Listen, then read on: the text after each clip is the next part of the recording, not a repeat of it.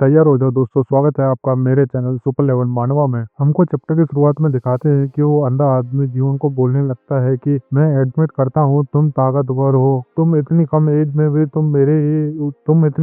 में भी मेरे जितने ही ताकतवर हो, ये अच्छी बात है। लेकिन तुम में ये दिक्कत है, क्योंकि तुम बहुत जल्दी ताकतवर बने हो तो तुम में काफी सारे फ्लो हैं। मैं उसको आसानी से बाईपास कर दूंगा। फिर वो जीवन पे अटैक करने लगता है और उससे तगड़ा सा अटैक करके उसको दीवार में छुपा देता है। और वो रुकता नहीं, जीवन को उस दीवार को तोड़ते हुए बाहर निकालता है और उस पर दोबारा से अटैक करने लगता है। फिर वो उस पर कोई नई वाली टेक्निक को परफॉर्म करता है, जिससे जीवन पर बचता ही है, क्योंकि वो वहाँ बैठ कर वो सारी टेक्निक को कॉपी करता ही रहता है। जीवन तुमको ही तो पता है। फिर वो जीवन को बोलने लगता है कि अगर दो लोगों की मार्शल आर्ट लेवल सेम हो तो इसका मतलब ये नहीं है कि उनके स्किल्स भी बराबर लेवल के होंगे, क्योंकि उन दोनों में सबसे बड़ा डिफरेंस आता है इंटरनल एनर्जी का। और तुमने कुछ हर्ब का इस्तेमाल करा होगा जिससे तुम्हारी इंटरनल एनर्जी काफी तेज बढ़े, लेकिन तुम्हारी इंटरनल एनर्जी उतनी ताकतवर नहीं है जितनी मेरी ताकतवर है, और इसी कारण से तुम आज हारोगे। फिर वो उस पर अटैक करने लगता है और बोलने लगता है, और तुम्हारी दूसरी सबसे बड़ी वाली दिक्कत ये है कि तुम काफी स्लो हो और मैं तुम्हें आसानी से हरा सकता हूँ। उतने में ही वो जीवन के सीने पे एक कट लगा देता है, और कट लगाने के बाद बोलने लगता है कि और तीसरा सबसे बड़ा फैक्टर एक्सपीरियंस, जो कि तुम्हारे पास है नहीं। और तुम देखो मैंने तुम्हें कितनी आसानी से एक कट लगा दिया और तुम उसको रोक भी नहीं पाए। तुम मूव तो बहुत अच्छी तरह से कर रहे हो, लेकिन तुम्हारे मूव में काफी सारे फ्लो हैं, इस वजह से तुम यहाँ मर जाओगे मेरे हाथों से। फिर जीवन को जो कट लगा था उस पर वो हाथ रखता है और वो सामने से बोलने लगता है कि तुम्हें एक्सपीरियंस नहीं है किसी भी फाइट का, इस वजह से तुम्हें अचानक कोई हमला को तुम रोक नहीं सकते और तुमको वो आसानी से मार देगा। और इसके बाद वो एक टेक्निक को परफॉर्म करने लगता है और उसके सामने काफी सारे ब्लेड आ जाते हैं। उसको देख के जीवन सोचने लगता है ये क्या चीज है, और वो सामने से अंधा इंसान बोलने लगता है ये देखो मेरी नई टेक्निक टू शॉर्ट कमिंग। फिर वो बताने लगता है कि इसको टू शॉर्ट कमिंग क्यों बोलते हैं। इसका पहला नाम डार्जिंग star power shot fourth technique और इसका दूसरा नाम ब्रेव इंटरनल फ्लैश। वो सारी टेक्निक को देख और जीवन सच में सोचता है कि कितनी ब्यूटीफुल है ये वाली टेक्निक। उसको देखते देखते जीवन अपनी तलवार को कस के पकड़ता है और बोलने लगता है मुझे इसको डिफ्लेक्ट करना पड़ेगा, वरना ये मुझे आसानी से मार देगी। फिर वो सामने से वो सारी टेक्निक जीवन पे कर देता है और जीवन उनको रोकने की कोशिश करता है। जीवन पहले तो उसको आसानी से रोक रहा था, लेकिन उसको थोड़ी तो दिक्कत आ रही थी। फिर धीरे धीरे करके जीवन के शरीर पे भी कट लगने लगते हैं और जीवन उल्टी खोपड़ी का होने के बाद बोलता रहता है कि मुझे मजा आ रहा है इस फाइट में, चलो और लड़ते हैं। ये सारी बात सुनने के बाद वो अंधा बोलने लगता है कि अच्छा मैं समझा, तुम फाइट के लिए ही इधर उधर लोगों को मारते रहते हो। इधर जीवन के चेहरे से मुस्कान ही नहीं जा रही थी, वो तो बोल रहा था मुझे मजा आ रहा है, चलो इस फाइट को कंटिन्यू करते हैं और इसको अलग लेवल पे लेके जाते हैं।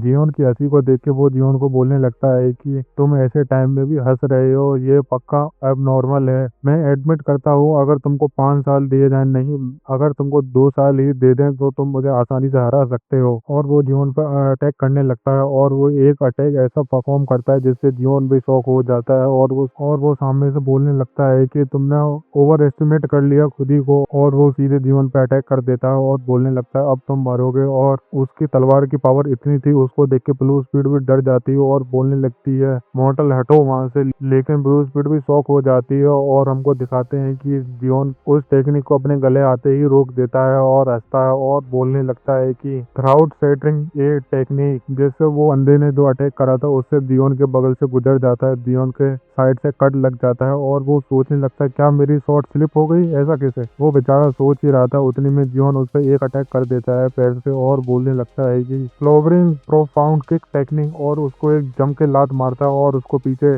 ढकेल देता है। फिर उसके बाद अपनी जीवन की बारी आती है। फिर जीवन अपने हाथ को आगे बढ़ाता है और बोलने लगता है कि first technique ritual of exclusion. जैसे ही ये वाली टेक्निक को परफॉर्म करता है, इधर ब्लू स्पीड देखे खुश हो जाती है और सोचने लगती है इस लड़के ने ये वाली टेक्निक आखिरकार सीख ही ली। फिर ब्लू स्पीड इस टेक्निक के बारे में बताने लगती है, ये डायरेक्ट अपोजिट है रिचुअल ऑफ अटैचमेंट के। जैसे रिचुअल ऑफ अटैचमेंट में किसी भी इंसान को तुम अपनी तरफ खींच सकते हो, इस वाली टेक्निक में तुम अपने से किसी भी इंसान को दूर फेंक सकते हो। फिर जीवन बोलने लगता है मैंने ये वाली टेक्निक को परफॉर्म करते हुए इसकी ब्लेड को स्लिप तो कर दे, लेकिन वो ढंग से नहीं हो पाई और मेरे गले के बगल से गुजर गई। इस वाली टेक्निक को परफॉर्म करने के लिए तुम्हारी मार्शल आर्ट अच्छी होनी चाहिए। अगर सामने इस जैसा बंदा हो तो तुम उसको आसानी से हरा नहीं सकते, मैं अभी मरने से ही बचा हूँ। फिर जीवन उसी खून को चाटते हुए बोलने लगता है वैसे मैं इसके साथ और खेलना चाहता हूँ, लेकिन मेरे पास टाइम नहीं है, चलो इसको अभी खत्म खत्म करते हैं। फिर वो सामने से बोलने लगता है, मुझे लगता है तुम्हारे पास कोई हिडन टेक्निक है जिस वजह से मेरा ब्लेड स्लिप हो गया, लेकिन इस बार तुम मरोगे मेरे हाथों से। तुम्हारी सेम हिडन टेक्निक दोबारा काम नहीं करेगी मेरे पे। फिर वो भी एक नई टेक्निक को परफॉर्म करता है, इनहैंस स्वॉर्ड क्यूआई, और वो सोचने लगता है कि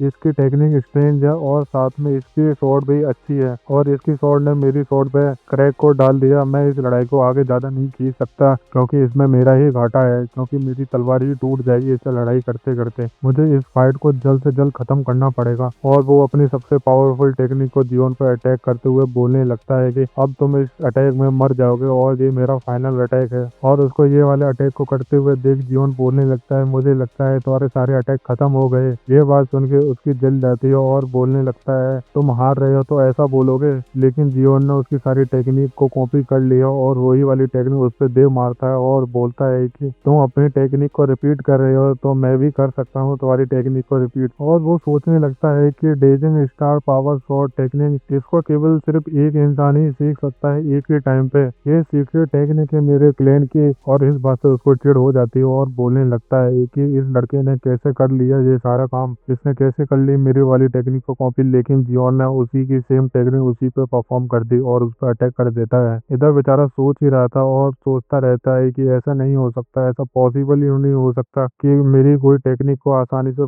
कॉपी कर ले।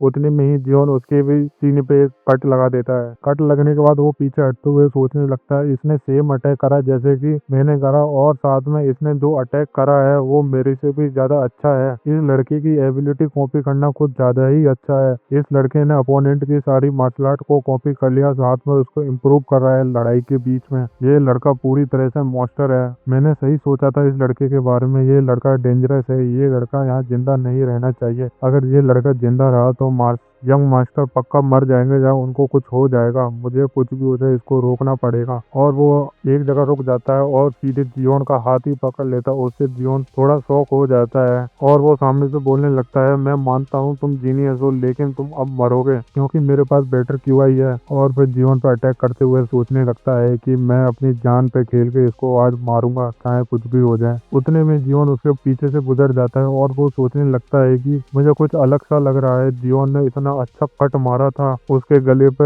उसको पता भी नहीं लगा उसका गला कट गया। और वो अपने गले को पकड़ता है और वो सोचने लगता है अभी क्या हुआ मेरे गले पे, और उस बेचारे की स्वॉर्ड भी टूट जाती है। इधर जियोन ने उसी के भाई की टेक्निक को परफॉर्म करा था। वो बेचारा सोचता ही रह गया और वो सोच रहा था इसकी क्यूआई जस्ट ट्रिपल कैसे हो गई इतने कम टाइम में। क्या इस लड़के ने शुरू से ही अपनी सारी स्किल्स को मुझे नहीं दिखाया? क्या ये मुझे इतना कमजोर समझता है? फिर जियोन उसके पास आते हुए मजे लेते हुए बोलने लगता है, अब तो तुम आसानी से मर जाओगे। फिर जियोन उसके सिर पे एक उंगली मारता है जिससे उसकी गर्दन नीचे गिर जाती है। फिर जियोन अपनी मस्त तलवार को रखते हुए उसके साइड से गुजर जाता है और मुस्कुराते हुए बोलने लगता है कि चलो गुड नाइट, बाद में मिलते हैं अब अगले जन्म में। जियोन ने उसकी गर्दन इतनी बुरी तरह से काटी, कटने के बाद ही वो सोच रहा था कि मैं कितनी जल्दी हार गया इस लड़के से। और वो सोचता है कि ये लड़का सच में मुझसे कुछ ज्यादा ही ताकतवर है। फिर ब्लू स्पिरिट बोलने लगती है, अभी तुम काफी दूर हो स्ट्रॉन्ग होने के लिए। फिर ब्लू स्पिरिट बोलने लगती है, अभी तुम बहुत कमजोर हो, अभी तुम्हारा रास्ता काफी दूर है, तुम अभी ताकतवर बनोगे, अभी तुम्हें कुछ ज्यादा ही टाइम लगेगा। लेकिन तुम्हारी एक चीज की तो तारीफ करनी पड़ेगी, तुम्हारी स्पीड क्या लाजवाब स्पीड थी। फिर ब्लू स्पीड और अपने जीवन को कुछ महसूस होता है। फिर जीवन बोलने लगता है, ये डेथ क्यों आई है, ये एक जगह गैदर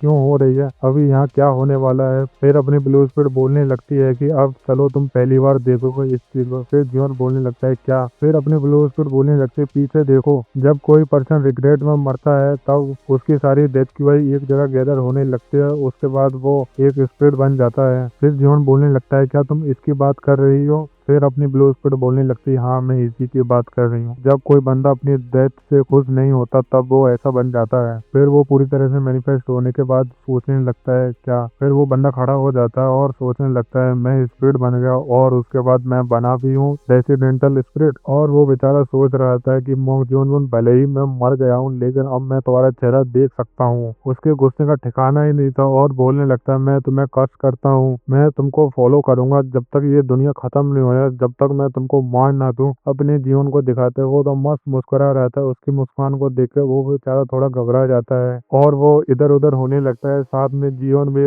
उसके साथ इधर उधर हो रहा था और वो सोचने लगता है क्या तुम मुझे देख सकते हो। फिर जीवन दांत निकालते हुए बोलने लगता है हाँ मैं तुम्हें देख सकता हूँ। उतने में ही जीवन उसकी गर्दन को पकड़ता है, उसको दोबारा से बेचारे को दीवार में घुसेड़ देता है। वो बेचारा सोच रहा था कि कैसे कोई इंसान एक मरे हुए इंसान को छू सकता है। फिर अपनी पीछे से ब्लू स्पीड आ जाती है और बोलने से ये बच्चे थोड़ा शांत रहो, तुम ऐसी एक्टिंग कर रही हो जैसे कि तुम कितने ताकतवर हो, तुम्हारा शरीर अभी भी गर्म है, तुम दोबारा नहीं मरना चाहते मेरे हाथों से तो चुपचाप यहीं खड़े रहो। फिर जीवन ब्लू स्पीड से बोलने लगता है मैं क्या करूँ उसका। फिर ब्लू स्पीड बोलने लगती है कुछ नहीं, इसकी डेथ क्यूआई को सारा का सारा एब्जॉर्ब कर लो, उसके बाद ये ऑटोमेटिक दोबारा से ही मर जाएगा। ये सारी बात सुनते वो बेचारा डर जाता है, बोलने लगता है क्या बोल रही हो तुम। फिर जीवन बोलने लगता है कितनी बुरी किस्मत है तुम्हारी, तुम एक बार मेरे हाथों से मर चुके हो, अब तुम दोबारा मेरे हाथों से मरोगे। अगली बार जिंदा होके आओ तुम मेरे सामने, अपने काम से मतलब रखना, किसी में फालतू में उंगली मत करना वरना तुम 2 बार मरोगी एक ही जिंदगी में किसी के हाथ से। फिर अपना सीन चेंज होता है। फिर जॉन कहीं से आकर वहाँ कूद जाता है और सोचने लगता है कि चलो आखिरकार मैं वापस आ ही गया। फिर जॉन अपने हॉलवे में चलते हुए सोचने लगता है कि यहाँ पर आज कोई गार्ड और सर्वेंट क्यों नहीं है, क्या हो गया इन सबको। फिर जॉन मस्त गेट खोलता है और सामने वो देखता है डार्क साइड लीडर बैठा हुआ है। फिर डार्क साइड लीडर बोलने लगता है तुम लेट हो गए, तुम इतनी रात में कहाँ गए थे और इतना लेट क्यों आ रहे हो, जरा मुझे बताना। फिर जॉन उसको रेस्पेक्ट देते हुए बोलने लगता है कि उतने में ही डार्क साइड लीडर बोलने लगता है कि मुझसे झूठ मत बोलना, तुम ट्रेनिंग नहीं कर रहे थे, तुम और कुछ कर रहे थे। फिर जॉन बोलने लगता है कि मैं झूठ नहीं बोल रहा, आप चाहें तो गार्ड से पूछ लो, मैं ट्रेनिंग ही कर रहा था। फिर डार्क साइड लीडर बोलने लगता है गार्ड। इतने में ही अपनी ब्लू स्पीड आ जाती है, बोलने लगते हैं कुछ गलत होने वाला है और जॉन बोलता है सॉरी। फिर डार्क साइड लीडर बोलने लगता है कि जब मैंने उस बंदे की गर्दन को काटा था वहाँ पे कुछ तो गलत हो रहा था, जब मैंने पीछे मुड़ के देखा तो सारे के सारे लोग मुस्कुरा रहे थे, मुझे ऐसा लग रहा था उस टाइम उनको किसी ने काबू कर लिया है, क्या तुम इन सारी चीजों को मुझे एक्सप्लेन करोगे। फिर जीवन बोलने लगता है कि मुझे माफ करना, आप क्या बोल रहे हो। इतने में ही उसकी स्वॉर्ड उसके गर्दन पे आ जाती है और डार्क साइड लीडर बोलने लगता है तुमने अपनी लाइन को क्रॉस कर दे और मुझे बताओ कि तुमने गार्ड के साथ क्या करा। फिर जीवन सोचने लगता है ये कितना फास्ट है, अगर मैं इसे अभी लड़ूं चाहे मैं कितनी भी कोशिश कर लूं ये मुझे आसानी से मार देगा। फिर जीवन अपने मुस्कुराते हुए सोचने लगता है कि मैं इससे फाइट करते हुए एस्केप नहीं कर सकता, ना ही मैं इसको कुछ एक्सक्यूज दे सकता हूँ। अब मेरे पास सिर्फ एक ही चीज बची है। फिर डार्क साइड लीडर बोलने लगता है जो भी मुझे बोलो थोड़ा सोच समझ के बोलना। उतने में ही जीवन बोलने लगता है कि 100 साल पहले एक रिलीजन था, वो पूरा रिलीजन ही डिप्रेस में पड़ा हुआ था क्योंकि वो अपनी मान्यता को चारों तरफ फैलाने में लगे हुए थे। इससे मुरिम वर्ल्ड को वो रिलीजन पसंद नहीं आया और उनके लोगों को वो मारने लगे। वो रिलीजन के लोग वर्शिप करते थे फायर को। क्या तुम बिलीव नहीं करते, जोरो एक्सट्रीम में इतना सुनते ही वो शॉक हो जाता है और जीवन की तरफ घूर के देखने लगता है और वो सोचता है ऐसा कैसे हो सकता है, इस लड़के को ये वाली बात कैसे पता है। फिर अपना सीन चेंज होता है 1 घंटा 45 मिनट पहले। फिर जॉन खिड़की पे खड़ा हुआ उन सबको देख रहा था और बोलने लगता है कि मुझे जल्द से जल्द इसको पढ़ लेना चाहिए और इसको अपने डिमोनिक मॉन्ग लेके आया था। फिर जॉन बोलता है हाँ। फिर जॉन उसको पूरी तरह से खोलता है और उसको पढ़ने लगता है। फिर अपनी ब्लू स्पीड उसको पीछे से देख के बोलने लगती है ये तो पर्सिया लैंग्वेज है। जीवन बोलने लगता है पर्सिया। फिर ब्लू स्पीड उसके बारे में बताने लगती है पर्सिया एक नेशन है, ये अपने मोरियम वर्ल्ड से काफी दूर है, लेकिन ये सारी चीजें यहाँ क्या कर रही है और तुम इसको पढ़ कैसे सकते हो इतनी आसानी से। जीवन बताने लगता फिर जीवन बोलने लगता है कि मुझे ग्रैंडपा ने सिखाया था। फिर ब्लू स्पीड बोलने लगती है क्या हर्ब्स के लिए तुमने ये सारा कुछ सीख लिया। फिर जीवन उसको देखने लगता है और सोचता है कि ये क्या मार्शल आर्ट टेक्निक है कि कोई पोयम।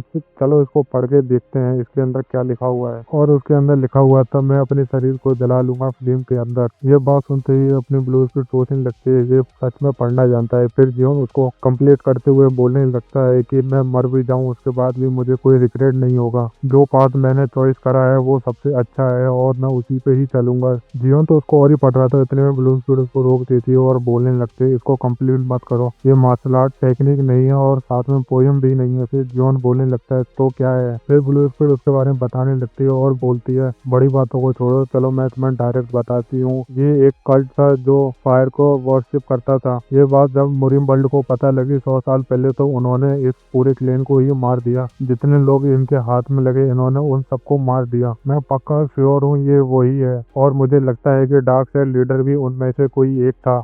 ये बात सुनते ही जियोन के चेहरे पे मुस्कान आ जाती है और सोचने लगता है कि आखिरकार मुझे उसकी एक वीकनेस मिल ही गई। फिर सीन प्रेजेंट में आ जाता है और ब्लू स्पीड सोचने लगती है भले ही जियोन के पास इसकी ये वीकनेस है, काम करेगी नहीं करेगी ये पता नहीं, तुम क्या करोगे मॉर्टल। फिर डार्क साइड लीडर बोलने लगता है वैसे मेरा मन नहीं था तुमको मारने का, मैं अपने ही क्लेन से नफरत करता हूँ क्योंकि वो अपने फायदे के लिए दूसरों को मार देते हैं, लेकिन ये बात बोलकर तुमने सही नहीं करा, अब मैं तुम्हें डेफिनेटली मारूंगा, तुम आगे कुछ करो उससे पहले ही। ये बात सुनते ही ब्लू स्पीड बोलने लगती है मैंने तुमसे बोला था कि इन बिलीवर पे कोई फर्क नहीं पड़ता, ये अपनी उल्टी खोपड़ी के होते हैं, ये कुछ भी कर सकते हैं। फिर डार्क साइड लीडर बोलने लगता है वैसे मुझे कोई नहीं मिला तुम्हारे जैसा, लेकिन इस बात के लिए मैं तुमको आसानी से मार सकता हूँ, जितने कम लोगों को पता होगा मेरे सीक्रेट के बारे में उतना ही फायदा है। और वो अपनी स्वॉर्ड को उठाता है जियोन को मारते हुए बोलने लगता है अब तुम मरोगे। फिर जियोन उसी प्रेयर को बोलने लगता है मैं अपने शरीर को जला लूंगा उस आग में और मुझे कोई रिग्रेट भी नहीं होगा अपनी जिंदगी को खत्म करने के लिए। ये बात सुनते ही अपनी ब्लू स्पीड शॉक हो जाती है। फिर जियोन अपनी आंखें बंद करता है और उसके बाद अपनी एक्टिंग को चालू करता है और उस प्रेयर को भी गाने लगता है। फिर उसको गाता हुआ देख अपनी ब्लू स्पीड और डार्क साइड लीडर दोनों ही शॉक हो जाते हैं और सोचने लगते हैं ये कैसे कर सकता है, इसको कैसे पता है इस प्रेयर के बारे में। फिर डार्क साइड लीडर सोचने लगता है कि क्या इस लड़के को मेरा प्रेयर वाला स्कूल मिल गया, ऐसा हो ही नहीं सकता,